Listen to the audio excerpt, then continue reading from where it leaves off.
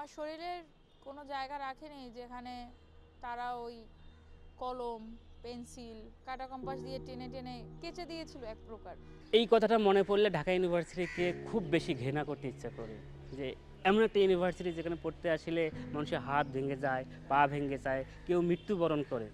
মা বাপকে যেহেতু বলে আসছিলাম চিটং ইউনিভার্সিটিতে না পড়ে ঢাকায় আমি পড়বো, আমার মতো করে আমি জীবন গঠন করব, কিন্তু সেই সুযোগটা যেহেতু হয় নাই, মরেই হয়তো যাব। আমাকে দিয়ে ওরা সুইসাইড নোট পর্যন্ত লিখে আমার বাপ মা ভাই বোন সবার ফোন নাম্বার নিয়ে নিল। পরে আমার জামাটা খুলে ওরা ভিডিও করে মানে ওটা রেখে দিছিল। মানে এত মারছিল যে আমার কোনো কিছুতে সেন্স ছিল না। এবং মারের চোটে যখন আমি ওই স্থান থেকে সরে যাচ্ছিলাম অন্যদিকে, পিছন থেকে আরও দুজন এসে আমাকে গলা ধাক্কা দিয়ে মাঝখানে পাঠাচ্ছিল এবং পিছনে লাথি দিয়ে মাঝখানে পাঠাচ্ছিল।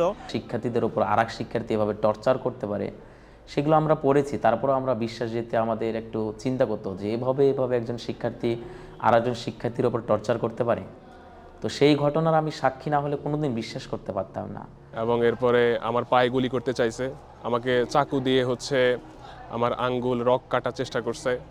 এরপর ওরা এক নাগাড়ে 8-9 জন আমাকে মারধর করছে। এই যে একটা টার্ম ছিল, মানে আমি যে সনাতন ধর্মাবলম্বী স্টুডেন্ট বা এরকম কমন টার্ম, মানে একটা মানে কি এটা এটা এটা তো মানি না, জানো শিবির বলে চালাই দেবো, এটা কি ভাই? আমি যখন দেখি যে তারা একটা বস্তা থেকে হাতুড়ি এবং লোহার পাইপ, ছুরি ইত্যাদি এইগুলো বের করছে, তখন আমি প্রাণ ভয়ে উঠে দৌড় দেই। রাফি যে আমাকে বাঁচায়, এই ক্ষোভ থেকে রাফিকে ওরা হামলা করে। তখন আমি বুঝতে পারছি যে আমার নিশ্চিত মৃত্যু। আমি তখন কালিমা পড়তেছিলাম যে আল্লাহ আমার তো আজকে কিন্তু শেষ দিন।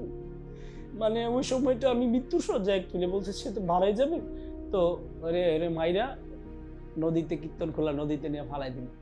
নাবির নিচ পর্যন্ত নিচে দিয়ে ওরা আমার এতগুলা বিড়ি ছেঁকা দিছে।